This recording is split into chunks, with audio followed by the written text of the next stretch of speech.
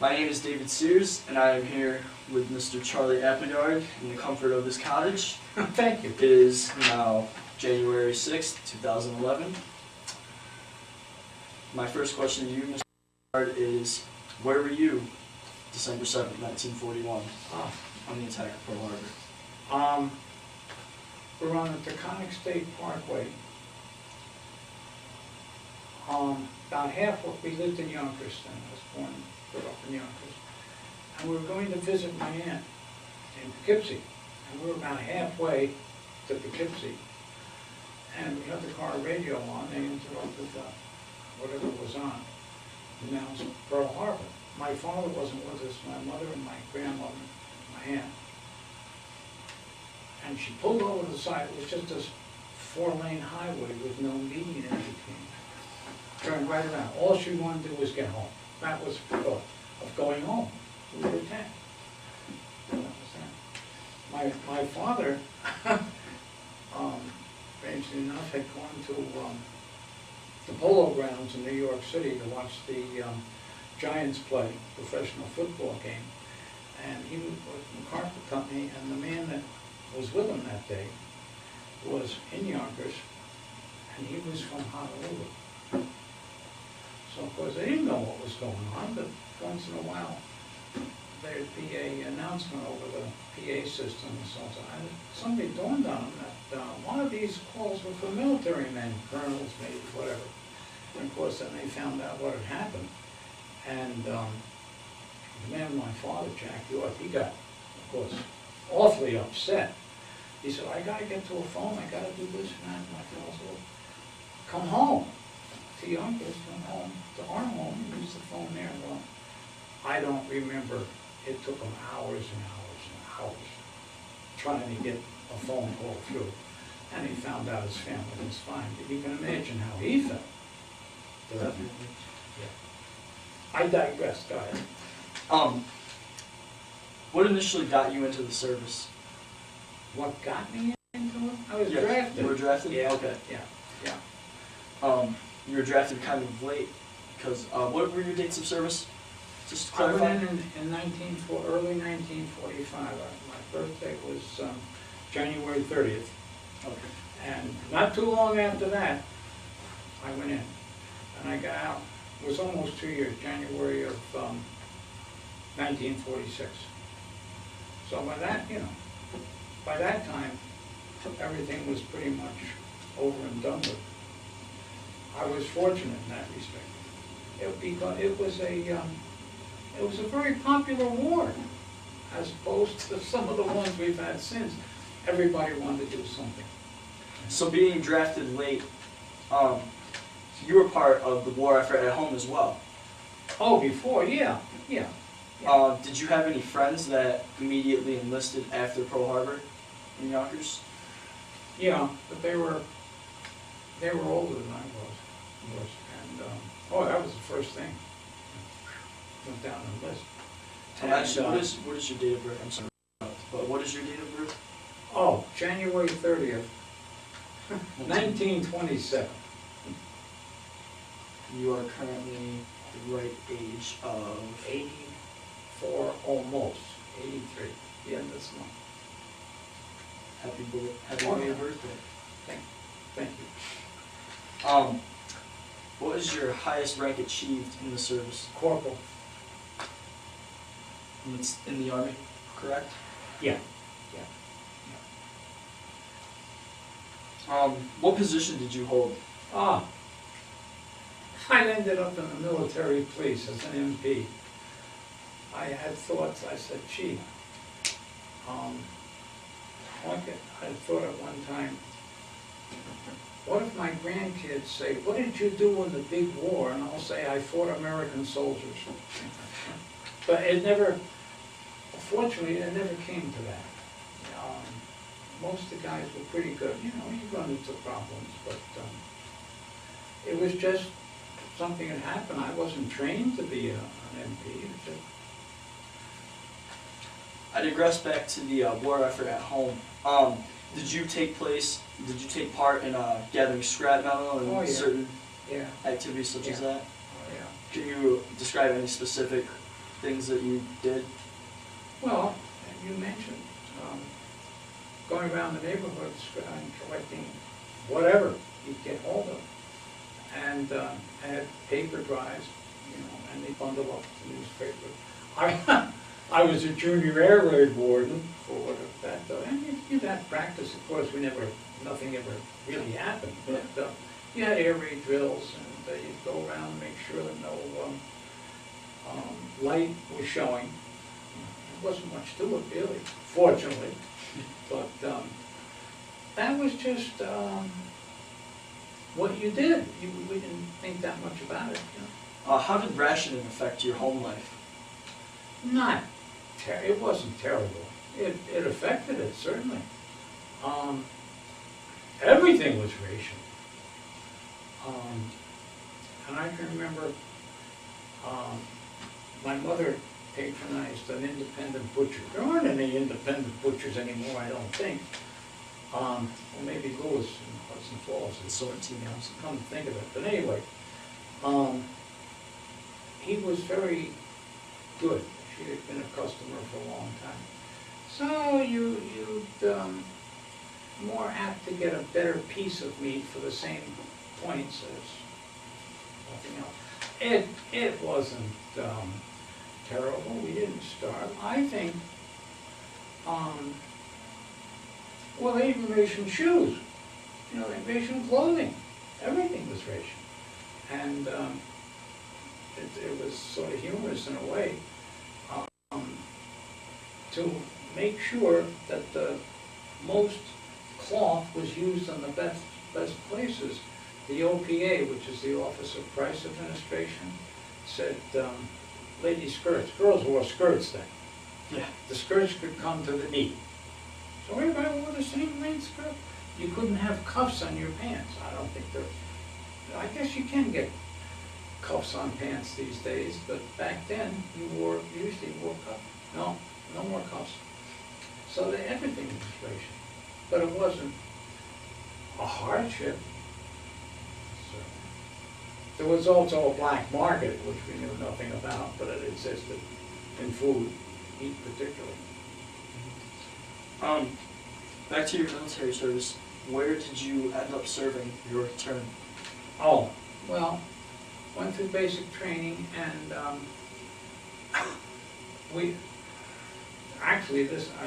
digress a bit again. That's fine. In either 1940 or 1941, Great Britain was in really bad trouble with all the U-boat sinkings, sinking all these ships. So Churchill and Roosevelt made a deal. In fact, there were a whole bunch of World War I destroyers anchored in the Hudson River, north of Tappan Zee. And so we gave the English 50 World War I destroyers, and in return, we got a string of bases. Newfoundland, Bermuda, the Bahamas, down through the West Indies, Trinidad, and on the mainland of South America, British Guiana. And I digress because that's where I ended up, in British Guiana. And I never even knew what it was. You know, I had not realized that this was part of the deal. And we ended up going to British Guiana. I said, where are we going? And of course, that's where it was. And it's on the northeast shoulder of South America, not too far from Trinidad, next to Venezuela. So I was there just about a year. Did you have any friends that you kept in contact with during the war? And you Yeah, kept contact with your family? Up until a couple of years ago, a fellow I was with, remarkably enough, all through service, died just a couple of years ago. And he lived up in St. Regis Falls. And it was odd because they just were replacing people where and when needed. And we met in basic training, and for some reason or another, we stayed together all the way through. And got out at the same time. It's good to have a buddy. Oh, yeah. Well, we made a lot of friends, but he was really the only one I kept in touch with all this time. And really I was talking about, you go ahead with your question. I'm digressing here. No, that's fine. How did your family feel about you being in the service, even though it was late in the war? Okay.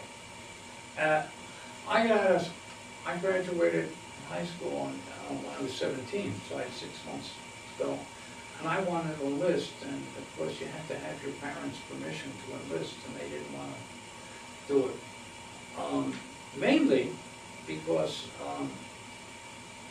after D-Day, my father felt rather optimistic about me. I graduated from high school the same month as D-Day. And he said, gee, you know, you might escape all this. I said, yeah, maybe. But of course, it didn't work out. But of course, I didn't see any action either, which is fine. But my mother was more upset than my father was. Naturally. I think that's part of motherhood.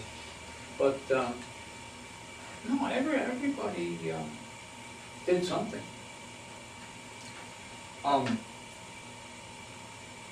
Your friends that had served, did you keep in contact with them while they were gone? Oh yeah, yeah. You mean the friends at home? Or friends overseas?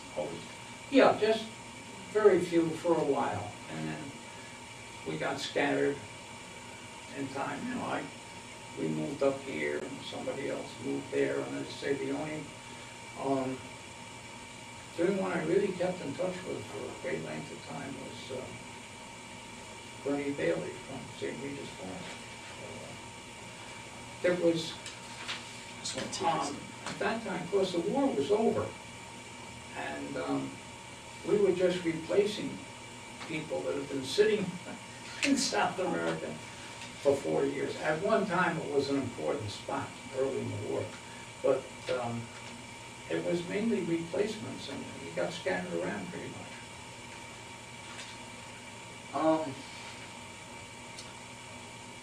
What would you say would be the highlight of your service? Well, the only reason you're here and I'm here is I happen to meet General Eisenhower. That's has to be a great honor. Yeah, yeah. Well, I can tell you about that because I mentioned before that British Guiana was in the northeastern shoulder of South America, tropical climate, and hot all the time. It wasn't terrible, it would cool off at night, but it was the first, we were 25 miles from the capital, 35 miles, and there was a big, wide, about a mile wide river that ran down to the capital and the seaport, and this was about the first high point of land, and that's where they built this air base. And it was, I say, the tropical climate, and the day would go on, it would get hot, up to about 90 or maybe a little more, and then it would rain. And rain. I've never seen it rain so hard before or since. And the temperature would go from about 90 or 92 down to about 78 or 80. The rain would stop. It might be a half hour, might be an hour. The sun would come out and start all over again. And sometimes it rained at night, and that was the climate, and it was hot and humid.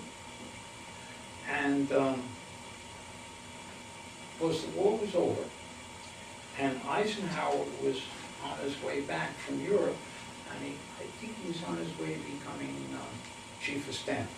But anyway, coming back from Europe, he thought it would be a good idea if he visited many of the places that had supported the war in Europe. And he went to Dakar, Africa, and he went to, name escapes me at the moment, place in Brazil. Why, I don't know. He decided he'd stop in British Guiana, Atkinson Field. So, and I say, because it was hot, we always turned up our sleeves one notch. We never wore leggings or anything that looked company. Never wore ties with suntans when we were on duty. And little khaki cap. So the lieutenant colonel, there were only 200 people at the whole base at that time. Lieutenant colonel said, boy, we gotta really make a showing.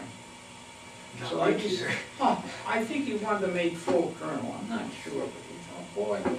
So he wanted an honor guard and this.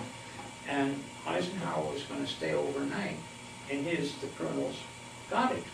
And all of the buildings there were one story above ground. In other words, you always had to climb stairs because it was so humid, everything crawling around, that this gave you some circulation of air and kept all the critters away.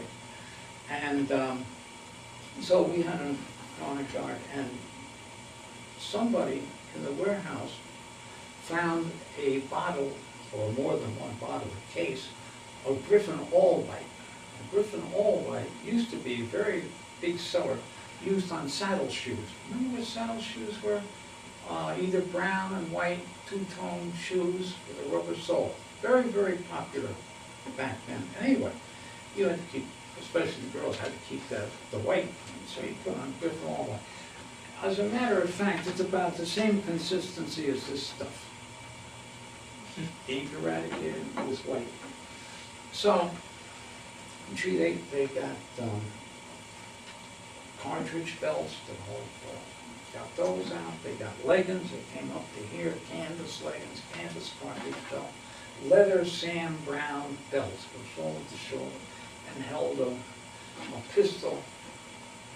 And I spent all this time with making it all white, with Griffin All White, which did not turn out to be a very smart move, because we all got out to the airfield, and then the lieutenant in charge of the platoon said I was going to be the first one to guard Eisenhower's house. Okay. But we all got out to the airport. So about 30 minutes before the plane was due to land, it rained.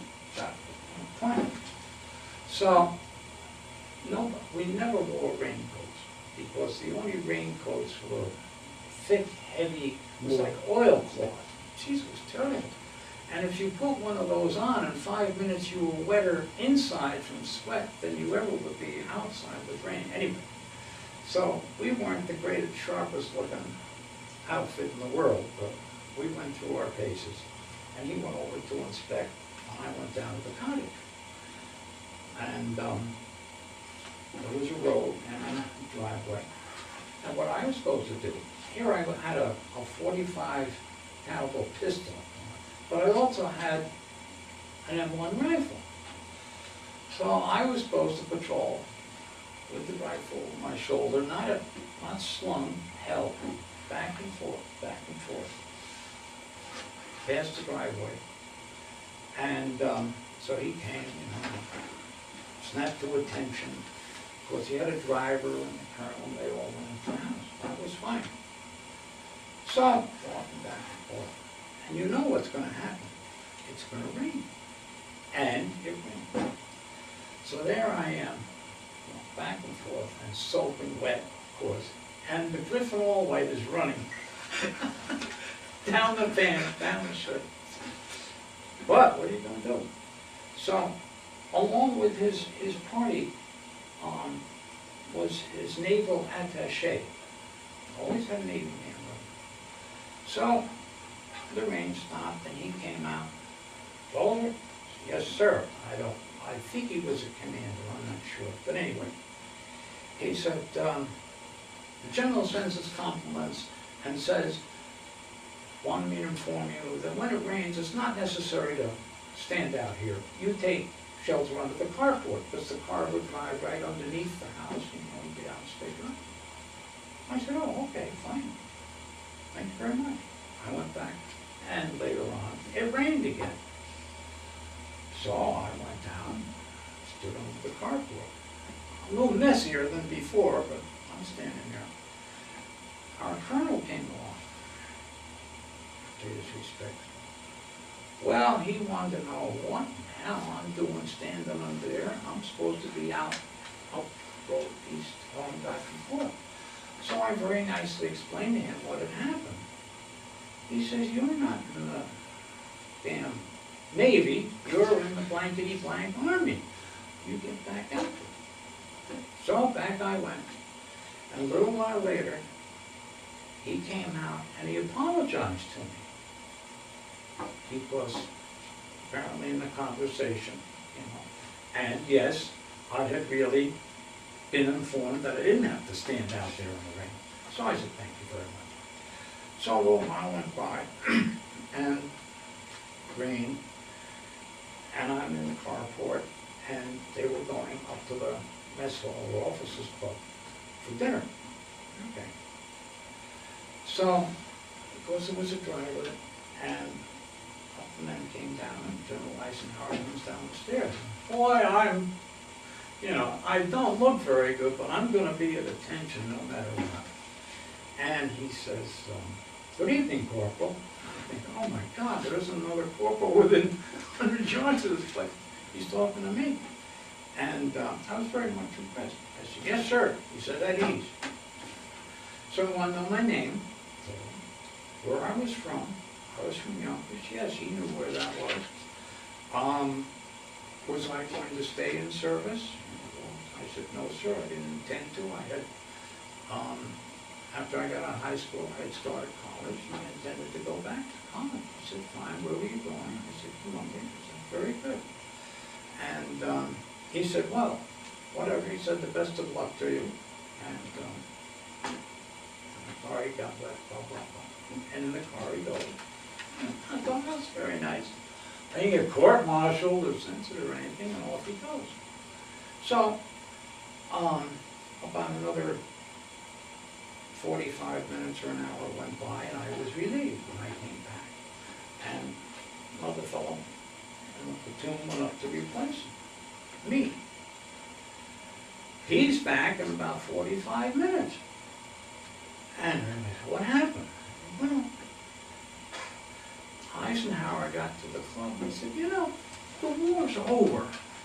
He said, this place is surrounded on 3 sides. This is what our officer told us later, otherwise I wouldn't know. This place is surrounded on 3 sides by jungle, on the 4th side by a mile-wide river. You don't need a guard out there. So, we didn't have any guard that night. So that was my highlight of service. But there's an epilogue as well, because 2 or 3 years later, I got out of service. I went back to college and went back to Columbia. They had to take you back. If you had started school, they had to take you back. It was very competitive. I don't mean to interrupt, but no, go ahead. Did GI Bill actually help? Oh, sure. Financially yeah. for you and pay for college? Oh, you bet. Oh, you bet. Because my father had said, you know, what are you going to do when I got out of high school? Well, of course, the first thing you think of is going to service. And they wouldn't do that. So he said, well, have you thought about college? And I really hadn't. He said, well, I know I can afford to send you to college for a year. I said, okay. And that's how I got into college. But when I went back, in the meantime, Eisenhower had retired from service and was named president of Columbia University. So, you know, there's 2,000 students, but anyway, he had said that any time that he was walking around the campus or whatever, he'd want to stop, talk to people and get to know them. So one day, there were 4 of us walking across the campus, and who comes down the street? It was a combination campus and street as it was then in Manhattan. But anyway, he comes down the street. Well, what are you going to do? So we stopped. And he chatted with each one of us. And he got to me and I said, sir, we've met before. We have. Where? So I told him. He said, oh my God, you were the guy that got stuck out in the rain. He remembered me. I was just awe-stricken. Yeah. There's something about that man. both different times I met him, you know, which is really coincidence. There's just something about him, it's hard to put into words. It's just, one of the fellows that, amongst the four that met in Colombia, he had been in Patton's Third Army going across France. And they got to a crossroads, and they were going like mad across France. They got to this crossroads, and a small rear guard of Germans wanted to hold them up. And there was a little firefight, and he's diving for cover and gets hit right in the fanny. So, he was fine, of course, he recovered. That's a whole other story. But anyway, he happened to mention this to, you know, I said, where were you? One friend of mine was in the Pacific. You know, I don't know much about that. I'm thinking, yeah, sure. But anyway, the fellow that was wounded in France mentioned this, and he mentioned this little town. I said, oh yeah. He said, you remember Georgie Patton? He was really mad. That held him up about 12 hours. You know, he remembered little things like that. And, you know, he knew right where my friend had been, where he got wounded. And I say there's something about the man that it's hard to explain. Because that smile, you've seen pictures of that grin. Oh, yes. And when he smiled. So really, that was my whole story about World War II, really. I mean, there were an awful lot of people that did an awful lot than I ever did. That was the main high point of it. So, and I understood, too, later on that I can't remember whether he went from British Guiana to Trinidad or Panama, I forget which, but anyway, in that general direction, before he got home. And supposedly, according to our officer, he had radioed ahead that he didn't need all this faulty armored guards and all that. But the only thing I ever say was my MP band. But I think about it now. I must have been an awful, I know I felt myself I was a sad-looking mess with all this drifting all white all over me. But we never swore again. So that was about it. So, tragically, President Roosevelt had died before he got to see the end of the war. How did you feel when FDR died? Lost. He was the only president I ever knew. Because, you know, you don't remember much, you know, until you're about 5 years old. And he was the only president we knew. And first, you know, now what? And I was in basic training. And all of a sudden I felt very smart because there were some guys there that really didn't know what's going to happen now. At least I knew that the next thing that was going to happen was the vice president takes over. Of course, you had to stop and think, who's the vice president? But some of these other fellows, I'll tell you, they didn't know. Those fellows from West Virginia and Kentucky, I don't mean to put them all in the same category, but I remember there were a couple of guys from, they were really hillbillies, I would call them, from West Virginia. They didn't know what was going to happen. They felt worse than I did, or more lost. So that was my feeling. President Truman decided to use the atomic bomb against Japan. How do you feel about that? Great. I thought it was wonderful because we were, all the training that we had, we trained and trained and trained some more, and they expanded the training, was going to be to invade Japan because I was only in service in February. May was VE Day when I was in service. So we were going to invade Japan. And they were talking about 1 million casualties, dead and wounded. And they were going to have 2 or 3 different invasions of Japan on different islands. I would tickle to death. I never questioned it. I think Since then, from what I've read and seen, there's been a lot of not a lot, but some criticism, and rightly so, about the casualties and the results. But at the time, I thought it was great decision because, you know, that was it. The war was over at that time. So I think it was the right thing to do. Do you have any funny experiences during your time in Guiana? Anyway? Any funny experiences in Guiana?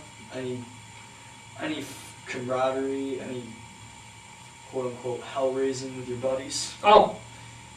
No? Not too much. Especially if you're an MP. You're supposed to be an MP. You're supposed to keep everybody yeah, in order. that's right. And I said before, fortunately, we had little trouble. Some guys get drunk, you know, and you have to take care of them, take them back to headquarters and let them sleep it off or something. We never had any real trouble with the only time we came close was a ship anchored. There was Georgetown was at the mouth of the Demerara River, and it was the capital. And there were sandbars, and they had a tremendous tide down there. Didn't have a tidal bore go up and down the river. Oh yeah, it was. So the ships had come off times depending on the tide, and have to anchor out there until the tide changed, and go up the river because these sandbars, or silt bars, I guess, were constantly changing because there was a pretty heavy flow down. And so a ship would anchor, everybody get off, and this one ship came in, and the whole crew was Asian. And I don't think any of them had ever, they were civilians, of course, or merchant marine, and I don't think any of them had ever had rum before. And that was the cheap thing to do, drink to have. And they started to get into a tussle with some of the GIs and some of the few British people that were there. We just broke it up. They never came to a fight. I mean, they were too drunk. So that's as close as any. It was funny because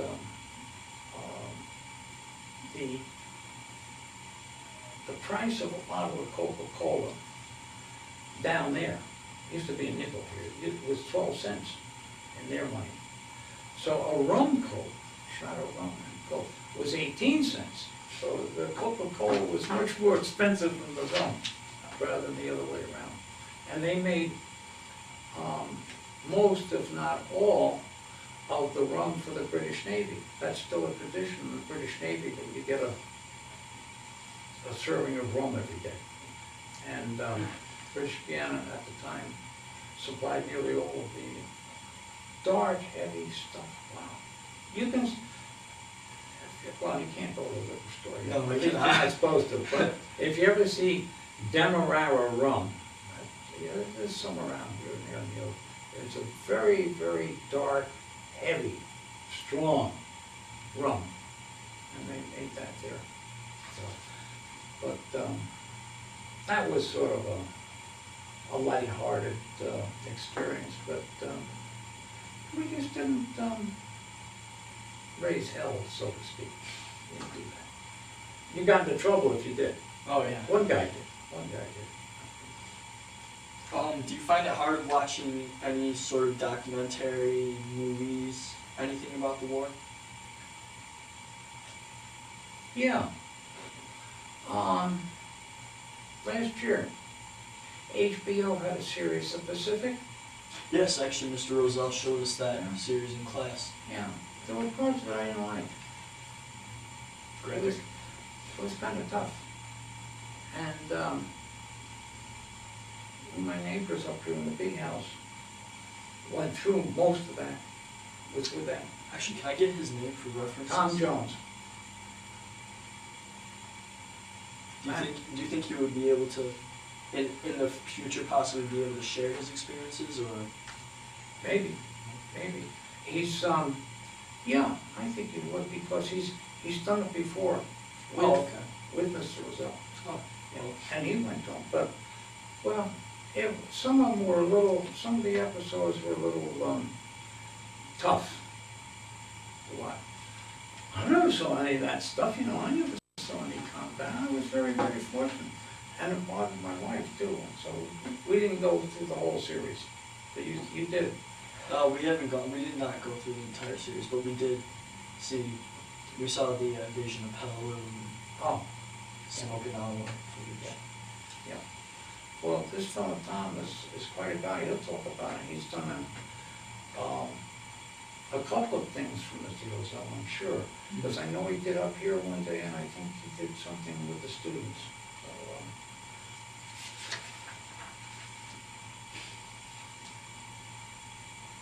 So, it was one of those things, you know, I thought about it afterwards, and I wouldn't have missed it for $1 million, and I wouldn't go through it again for $2 million. It's a big interruption in your life. Well, hi Jerry, how you doing? It must be nighttime or he's hungry, one of the two. As a final question, I would ask you why you believe young people should not regard World War II as ancient history, and how relevant and how important it is that we learn this. Boy, you know, that can be a deep question. I think for all of us of that age, whether we're in service or not all that many females are in service, and I think for the country it was a watershed. In that, before World War II, we were pretty much isolationist. We didn't want to get, most of the people did not want to get involved. And we certainly knew there was a war going on. Obviously, it's been going on for a couple of years. But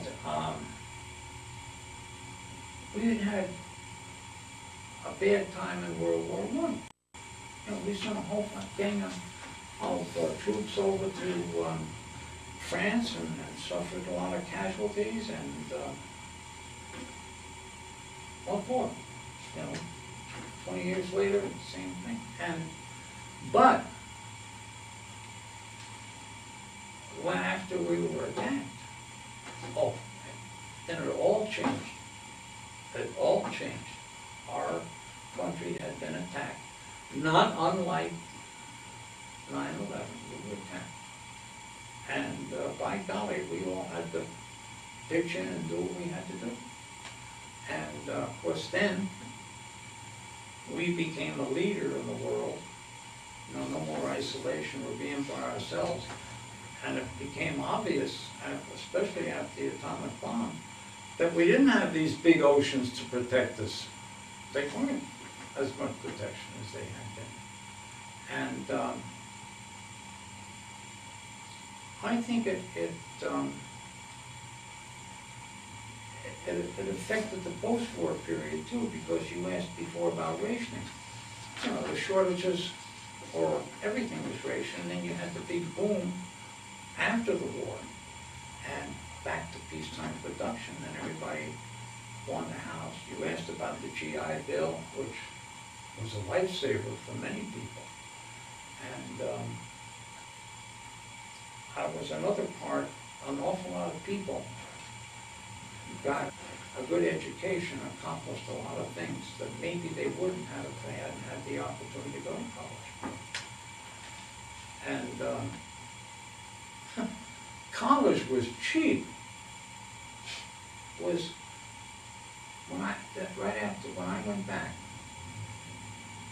from service, they weren't supposed to increase tuition, but they did. It was $500 a year. That's incredible. Now that didn't include, I mean, I commuted, I didn't live on campus. That didn't include, but that was just tuition. $500. I would love to have $500 a year for tuition. That was, so that, yeah, I think in that respect, it shouldn't, well, yeah, that's 60-some odd years ago. It would be like ancient history, wouldn't it? Some kids, yes. Yeah, yeah. But I think it changed attitudes in life as much as anything else. My thoughts are a bit scatterbrained, but actually I want to ask you a couple more things about the post-war. You mentioned you had finished college back at Columbia when you returned. What did you end up doing after you had graduated, job-wise? Oh, well, I say I lived in Yonkers, and at that time, there was the world's largest carpet factory. It was in Yonkers, New York, and thousands of people worked there. And I started to work for them in sales and marketing, and then I was there for a while, and this is a whole other story. They got into trouble with the Textile Workers Union, and I decided that I didn't like the looks of things, and I left. And in the meantime, my wife Janet's family came from Glens Falls. Her father was a doctor and practiced in Yonkers. So we met in Yonkers, but then her father passed away and her uncle had passed away, and they wanted to know if we would be interested in coming to Glens Falls and go into the business here in Glens Falls. So that's how we ended up here.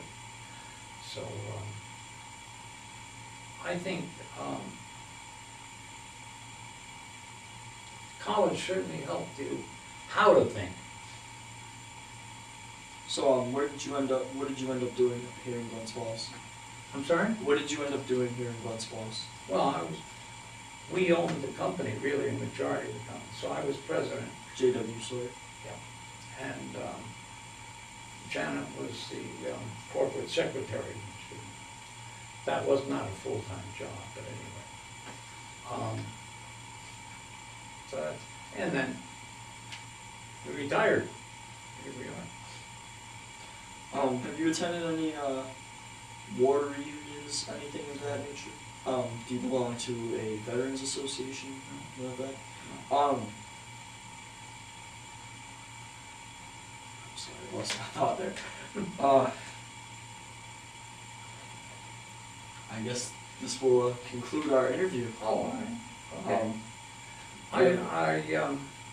I don't know whether I really helped you to all understand that period of time, because really, I certainly did little or nothing to contribute to the war, but as far as that's concerned. But the main point was meeting Eisenhower. That was really it. And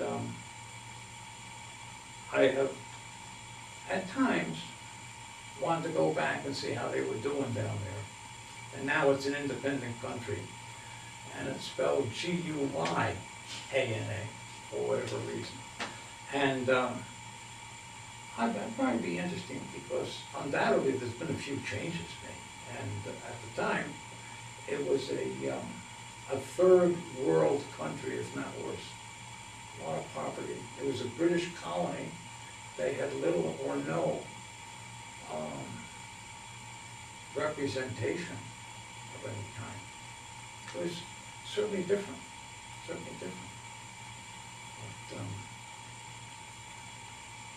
there were an awful lot of people that